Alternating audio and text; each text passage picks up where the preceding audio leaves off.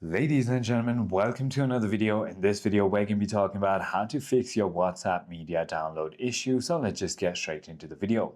Well, there are a couple of reasons why you could be facing this problem. It could be an internet connectivity, it could be phone storage, or even permissions. So let's just get straight into it.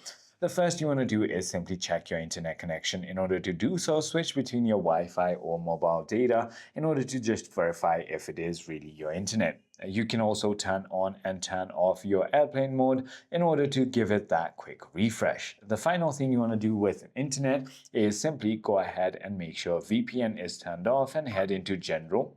Then you want to simply go ahead and scroll all the way down to Transfer or Reset and click on Reset.